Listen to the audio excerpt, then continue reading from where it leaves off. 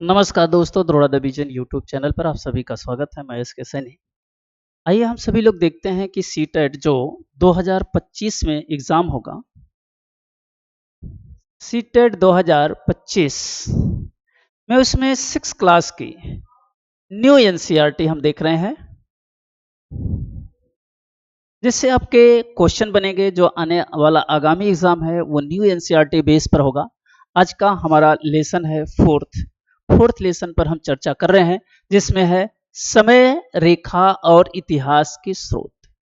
ये हिस्ट्री का first lesson है, जिसमें उसमें इतिहास के स्रोत देखना है और टाइमलाइन देखना है, समय रेखा देखनी है।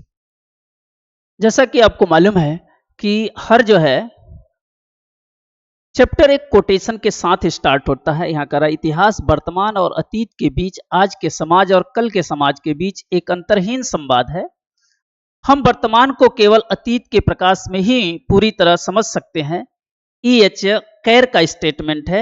ये हर चैप्टर आपके एक स्टेटमेंट के साथ शुरू होता है, तो ये स्टेटमेंट आपका इतिहास का पहला स्टेटमेंट है। आगे देखते हैं हम लोग। ये है आपका राष्ट्रीय संग्रहालय नई दिल्ली। यह है राष्ट्रीय संग्रहालय नई दिल्ली। ऐसे संग्रहालय अतीत की वस्तुओं को संरक्षित रखते हैं और आभूषण जो हमें अपने इतिहास को समझने में मदद कर। संरक्षित माने सुरक्षित रहता। राष्ट्रीय संग्रहालय है और राष्ट्रीय संग्रहालय में क्या होते हैं, ये जो अतीत की वस्तुएं हैं उसे क्या करती हैं, सुरक्षित रखी जाती हैं, जिससे हम इतिहास के बारे में जानकारी प्राप्त कर सकें। अतीत के बारे में हम कैसे जानेंगे? इतिहास पहले है क्या चीज? मानव अतीत का अध्ययन इतिहास कहलाता है। मानव अतीत का अध्ययन इतिहास कहलाता है। जो बीता हुआ कल है, अगर हम उसका अध्ययन करते हैं, उसी को इतिहास कहते हैं। विज्ञान में जानेंगे पृथ्वी का इतिहास बहुत लंबा है, जिसमें हम मनुष्य का हिस्सा केवल एक छोटा सा हिस्सा है, जो कि सबसे नया है। यहां पर ये आपको चित्र दिया गया है। ये पृथ्वी आई तो पृथ्वी से कैसे जीवों का विकास हुआ। पृथ्वी में सबसे पहले छोटे छोटे जीव हुए।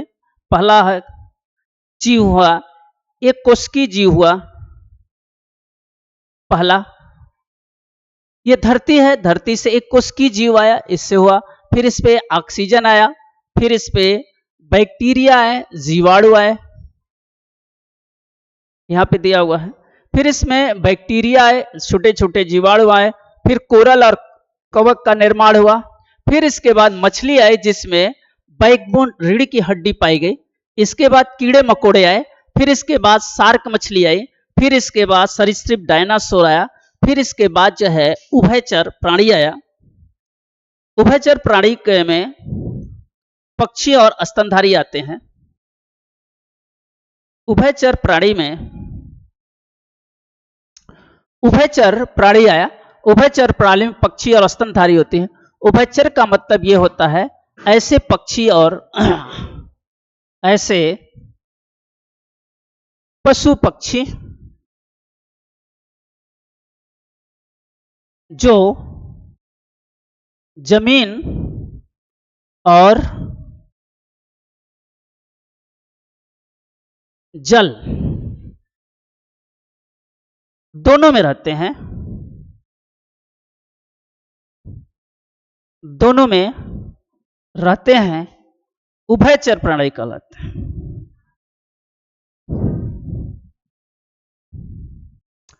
ऐसे जीव जंतु जो पृथ्वी पर भी जीवन यापन करते हैं, पानी में भी रह सकते हैं, क्या कहलाते हैं, उभयचर प्राणी कहलाते हैं। तो उभयचर प्राणी आए, पहले जल था, जल से फिर जमीन पर आए, फिर इसके बाद जो है स्तनधारी आए, मेमल्स आए। स्तनधारी का मतलब होता है जो ऐसे प्राणी जो बच्चे देते हैं, वो स्तनधारी आते हैं। इसी स्तनधारी में ह्यूमन भी आता है। मानव का निर्माण यहाँ पर होगा स्तनधारी के रूप में। इसके बाद फूल और मक्खियां आए। ये इस तरह से आपका यहाँ पे बढ़ते हुए क्रम में दिया हुआ है कि किस तरह से विकास हुआ। बहुत से लोग पृथ्वी के इतिहास का अध्ययन करते हैं। इनमें से कुछ को पृथ्वी की सतह के नीचे छिपे रहस्यों का उजागर करने और हमें उनके अतीत के बारे में जानने मदद के लिए प्रशिक्षित किया जाता है। और हमारे अतीत के बारे में भी।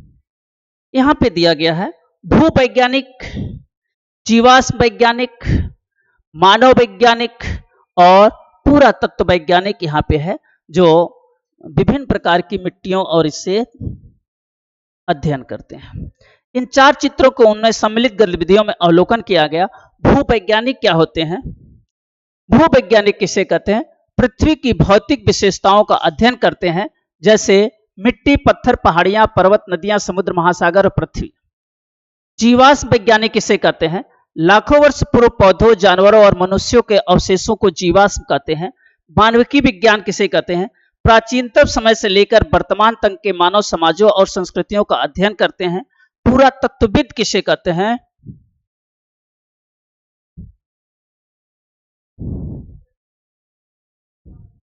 पुरातत्वविद पुरातत्वविद क्या कहते हैं? लोगों, पौधों और जानवरों द्वारा छोड़े गए अवशेषों को खोदकर अतीत का अध्ययन करते हैं, जैसे औजार, बर्तन, मोती, मूर्तियां, खिलौने, जानवर और मनुष्यों की हड्डियां, दांत, जला हुआ अनाज, घरों के हिस्से और ईंटें। इनसे जो अध्ययन करते हैं उनका नाम है पुरातत्वविद। और ऐसे ही 4 जो है आपको ऊपर एग्जाम्पल दिए गए हैं। इतिहास में समय कैसे मापा जाता है? प्रत्येक समाज और संस्कृति के पास समय मापने के अपने अपने तरीके हैं। प्रमुख घटनाएं हैं, जैसे किसी महत्वपूर्ण व्यक्ति का जन्म या किसी शासक के शासन की शुरुआत अक्सर एक नए युग की शुरुआत का संकेत देता है। वर्तमान में ग्रेगोरियन टाइम, जो हम लोग कैलेंडर है, यही है। कैलेंडर जो है, हम लोग जो टाइम देखते हैं वो इसी समय से है। या तो किसी महान व्यक्ति का, पुरुष का जन्म हुआ हो या किसी राजा की मृत्यु हुआ हो, उससे हम लोग क्या होता है, एक नए युग की शुरुआत मानते हैं। और नए युग की शुरुआत से हम डेडलाइन मानते हैं, उसके बाद डेवलपमेंट हुआ।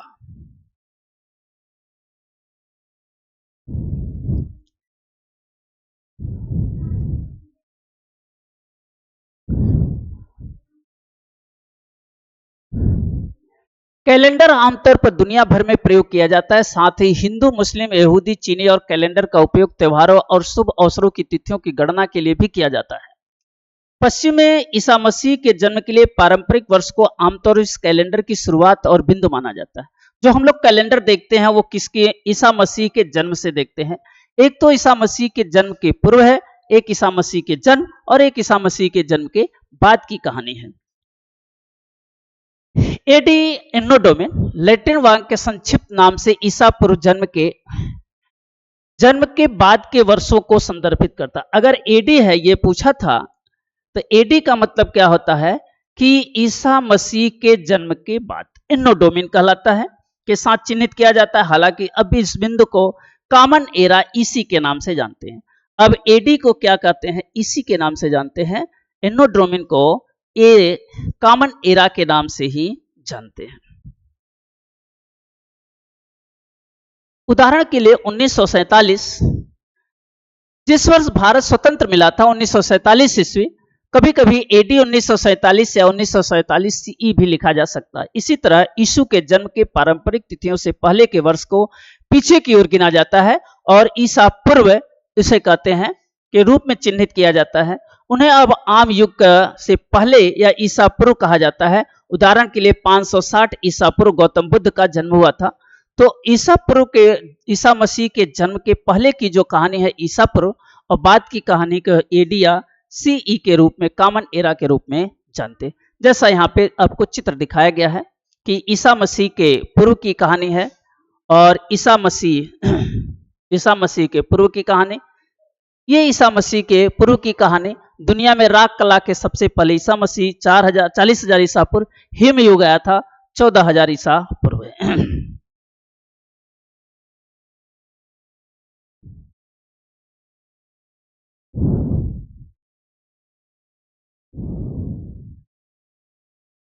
यहां पे देखेंगे, यहां पर ईसवी सन की शुरुआत होती है।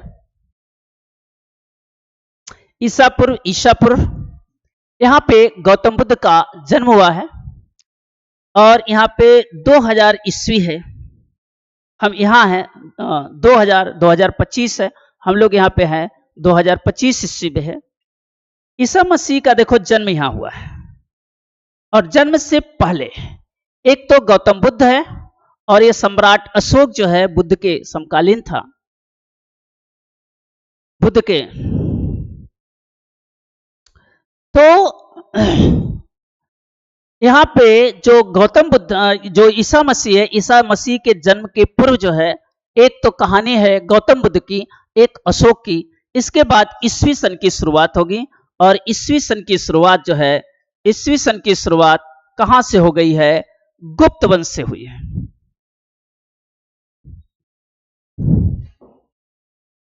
गुप्त वंश से इसकी शुरुआत हो गई।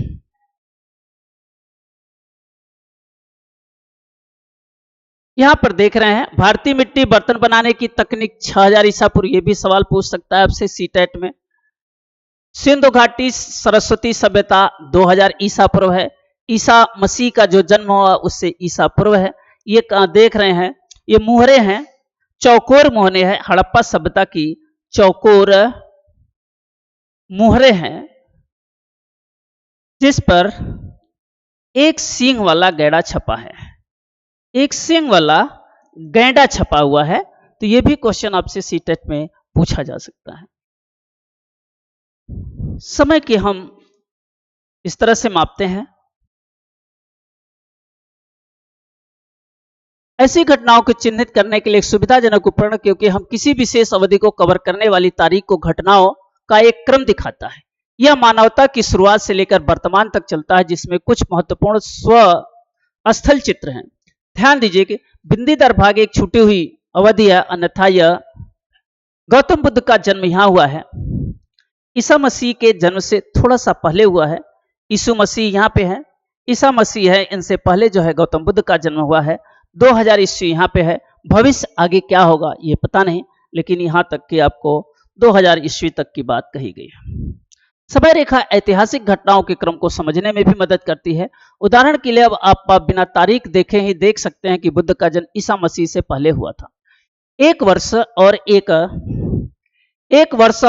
दशक, 10 वर्ष की अवधि को हम एक दशक कहते हैं। यह भी सवाल आपका इंपॉर्टेंट है। के साथ हम अक्सर समय की लंबी अवधि को समझने के लिए अन्य शब्दों का उपयोग करते हैं। इतिहास के बारे में सीखते समय इनमें से दो का इस्तेमाल आमतौर पर किया जाता है। शताब्दी, यह 100 वर्षों की कोई भी अवधि है।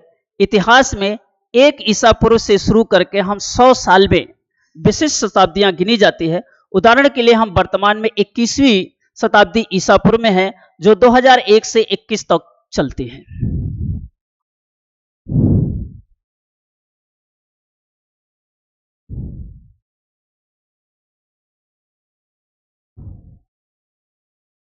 सदियों ईसा पूर्व की गणना, सदियों ईसा पूर्व की गणना एक ईसा पूर्व से शुरू होती है और समय के साथ पीछे जाते। उदाहरण के लिए तीसरी शताब्दी ईसा पूर्व, 300 ईसा पूर्व और 201 ईसा पूर्व के वर्ष शामिल होते हैं। सहज शताब्दी, यह 1000 वर्ष से कोई भी अवधि है। इतिहास में एक ईसा पूर्व से लेकर 1000 वर्ष की विशिष्ट शताब्दियां गिनी जाती है।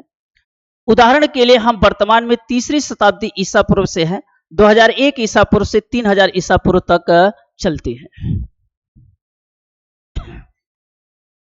सदियों की तरह सहस्त्राब्दी ईसा पूर्व की गणना एक ईसा पूर्व से शुरू होकर पीछे की ओर आती है, इसलिए पहली शताब्दी ईसा पूर्व, एक ईसा पूर्व और 1000 ईसा पूर्व तक शामिल है। ठीक है,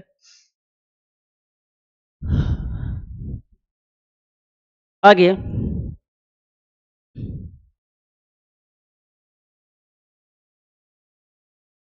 क्या आप जानते हैं कि भारत में पारंपरिक रूप से कैलेंडर कैसे बनाए जाते हैं? कई भारतीय कैलेंडर साल में महीनों को परिभाषित करने के लिए सूर्य और चंद्रमा की स्थितियों पर निर्भर करते हैं। पंचांग तालिकाओं पर एक पुस्तक है जिसमें प्रत्येक महीने के दिनों के साथ साथ संबंधित खगोलीय पिंड डाटा संबंधित होता है।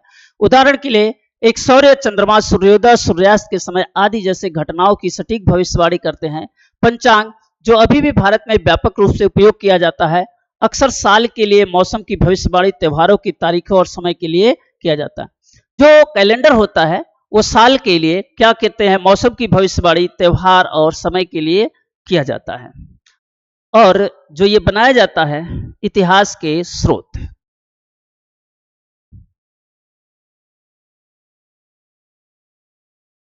आपको अपने परिवार के अतीत के बारे में जानकारी कैसे मिली? क्या आपने तस्वीर, डायरियों, आईडी कार्ड या माता पिता के रिश्तेदारों याद पर भरोसा किया है?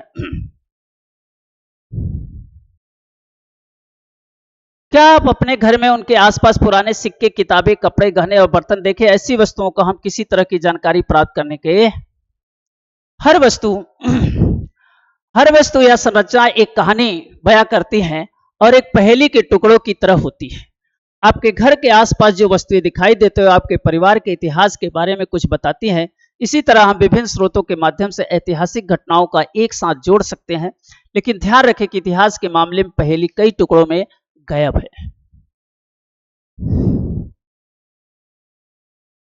इतिहास इतिहास जानने के स्रोत देख रहे हैं। जब इतिहास के बारे में समय पूछा जाता था तो समय क्या कहता था? लांग लांग एगो, कई वर्ष पहले। डेट नहीं बताया जाता था, लेकिन ईसा मसीह के बाद से अब डेट बताना शुरू हो गया है।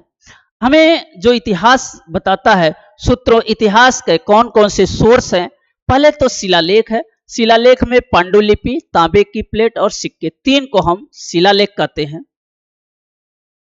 मौखिक स्रोत के रूप में वंशावली और लोक साहित्य आते हैं, ये मौखिक स्रोत है। भारतीय साहित्यिक स्रोत के रूप में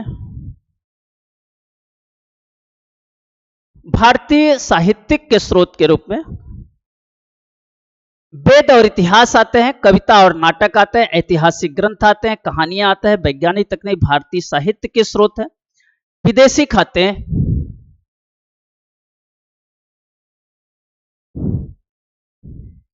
विदेशी खाते विदेशी खाते में आता है यात्रा वृत्तांत आता है और ऐतिहासिक इतिहास आता है, ये विदेशी खाते में। कलात्मक साहित्य में आता है पेंटिंग, मूर्तियां और पैनल आते हैं। और इसके बाद आवास और दफन, यहाँ पे खुदाई में जो इतिहास के सोर्स है वो है मानव, पशु और पौधे के अवशेष, उपकरण और हथियार, मूर्तियां और आभूषण, मिट्टी के बर्तन और खिलौने, आवास और दफन, ये सब खुदाई से हमें मिले हुए हैं। तो इतिहास जानने के इतने स्रोत हैं जो विभिन्न स्रोतों से हमें ऐतिहासिक जानकारी मिलती है।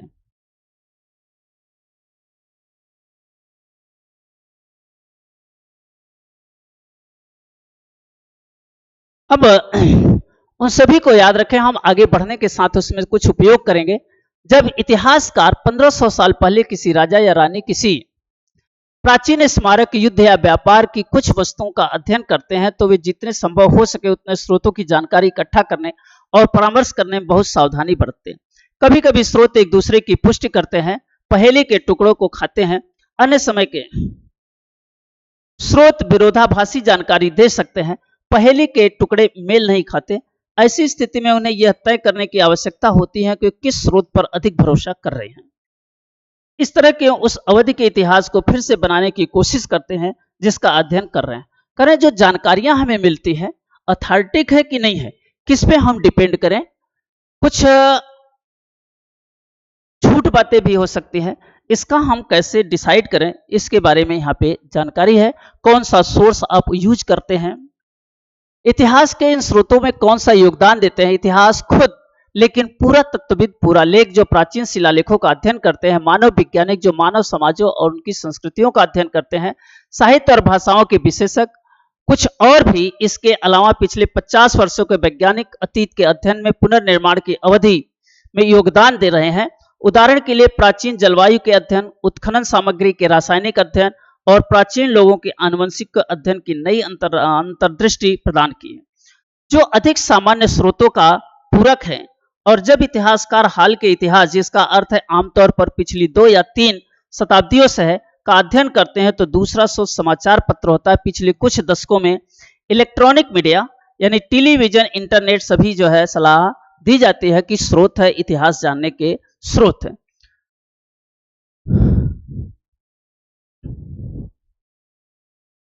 इसके बाद देखते हैं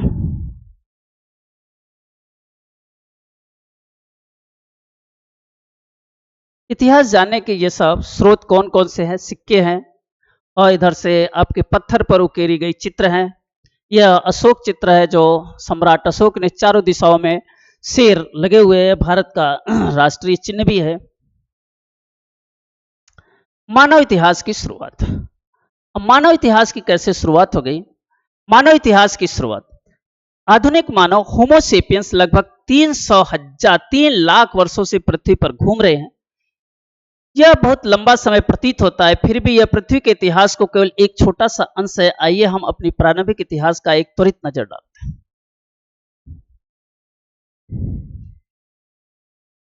ये मानव इतिहास की शुरुआत होती है। प्रारंभिक मनुष्यों के प्रकृति से कई चुनौतियों का सामना करना पड़ा और वे एक दूसरे की मदद करने के लिए समूहों या समूह में रहते थे। वे लगातार आश्रय और भोजन की तलाश में रहते थे और मुख्य रूप से शिकारी और संग्राहक थे। इनका मतलब है कि वे अपने अस्तित्व के लिए शिकार और खाद्य पदार्थों, फलों को इकट्ठा करने पर निर्भर थे। हमारे शुरुआती पूर्वजों के पास प्राकृतिक तत्वों के बारे में कुछ मान्यताएं भी थी और संभवतः मृत्यु के बाद भी जीवन की कुछ धारणाएं थी। ये समझा जाता था, आज भी लोग समझते हैं कि मृत्यु के बाद भी कोई जीवन है। मरने के बाद भी आदमी को कितने अच्छे कर्म करना चाहिए, मरने के बाद जो है आपको उसी तरह से फल मिलेगा। तो मानव जीवन जो है मृत्यु के बाद भी एक जीवन अस्तित्व में रहता है।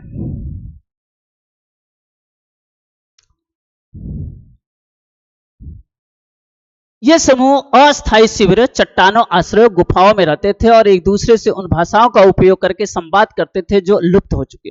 उन्होंने आग का इस्तेमाल किया और ऐसी वस्तुएं बनाना शुरू किया जिससे उनका जीवन आसान हो गया, जैसे कि बेहतर पत्थर, कुल्हाड़ियां, ब्लेड, तीर के सिरे और अन्य उपकरण। उनके जीवन के पहलू दुनिया भर में सैकड़ों गुफाओं में पाए जाने वाले शैल चित्रों में दिखाई देते हैं। उनमें से कुछ चित्र सरल आकृतियां या कुछ प्रतीक दर्शाते हैं, अन्य अधिक विस्तृत है और जानवरों, मनुष्यों के साथ दृश्यों का प्रतिनिधित्व करते हैं। समय के साथ इन शुरुआती मनुष्यों के पत्थर या शंख की माला या जानवरों के दांत बने पेडेंट जैसे सरल आभूषण बनाना सीखा और कभी कभी उन्हें समूहों के साथ आदान प्रदान भी किया। मनुष्यों ने क्या किया? विभिन्न प्रकार की चीजें बनाना शुरू किया।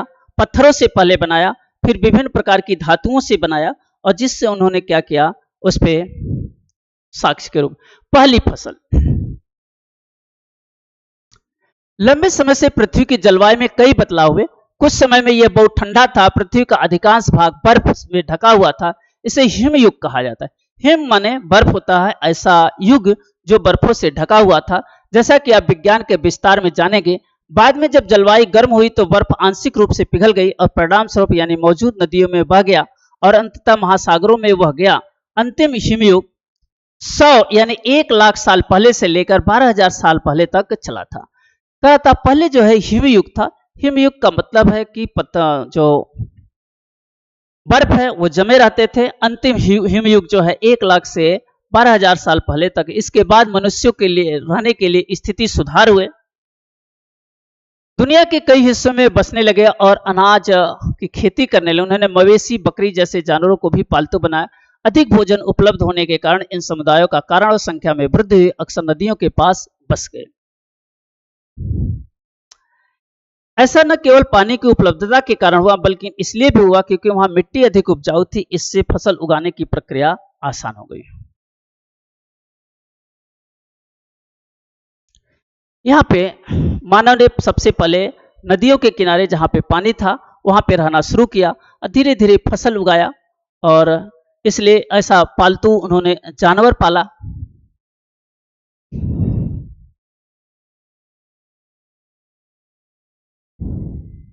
इसके बाद जैसे जैसे समुदाय बढ़े वैसे वैसे उनकी सामाजिक जटिलता भी बढ़ी। नेता या सरदार लोगों की भलाई के लिए जिम्मेदार थे और सभी लोग सामूहिक रूप से समुदाय या कल्याण के लिए काम करते थे। उदाहरण के लिए व्यक्तिगत स्वामित्व की कोई भावना नहीं थी। भूमि पर सामूहिक रूप से बुआई कटाई की जाती थी। सामूहिक रूप से काम करते थे, अपना लीडर चुनते थे। जैसे जैसे समय बीतता गया छोटे छोटे गांव बड़े बड़े गांव में तब्दील हो गए जहां वस्तुओं का आदान प्रदान होता था। ज्यादातर भोजन, कपड़े और औजार थे। धीरे धीरे उन गांवों के बीच संचार और आदान प्रदान के नेटवर्क स्थापित हो गए और उनमें से कुछ छोटे छोटे शहरों में बदल गए। नई तकनीक सामने आई। उदाहरण के लिए मिट्टी के बर्तन और अन्य मिट्टी की वस्तुएं बनाने के लिए और धातु पहले तांबा और बाद में लोहा का उपयोग किया गया, जिसके उपकरण दैनिक उपयोग की वस्तुएं आभूषण बनने। सबसे पहली धातु जो है तांबा है, यह हड़प्पा काल में आया था और लोहे का आविष्कार वैदिक युग में आएगा, जहां पर इससे कुल्हाड़ियां और फाल बनाए जाएंगे, और तांबे का आविष्कार जो है सबसे पहले किया गया। हड़प्पा सभ्यता में सबसे पहली धातु खोजे जाने वाली तांबा है, और इस पृथ्वी पर भी सबसे पहली धातु खोजे जाने वाली कॉपर है, तांबा है। सभ्यता कहलाने वाली चीज के उदाहरण के लिए कैसे तैयारी की? अभी के लिए यह याद रखना जरूरी है कि मानवता की इस शुरुआती प्रगति को कई चुनौतियों का सामना करना पड़ा। कुछ महत्वपूर्ण समयों मानवता लगभग गायब हो गई थी, जैसा कि कुछ पहले प्रजातियां हुई थी। हम उन शुरुआती मनुष्यों को कभी नहीं जान पाएंगे जिसके साहस और दृढ़ता कारण हम अपना अस्तित्व बनाए रखे। इसके लिए आगे बढ़े। अब ये आ गया आपका एक्टिविटी, और एक्टिविटी क्वेश्चन के साथ आया है, बच्चों के साथ गतिविधियां आया और परियोजना कार्य आया। ये बच्चों के लिए एक्टिविटी है और परियोजना कार्य है। इसी के साथ ये चौथा चैप्टर समाप्त हुआ। फिर हम लोग नए चैप्टर के साथ मिलेंगे। तब तक के लिए सभी लोगों को धन्यवाद।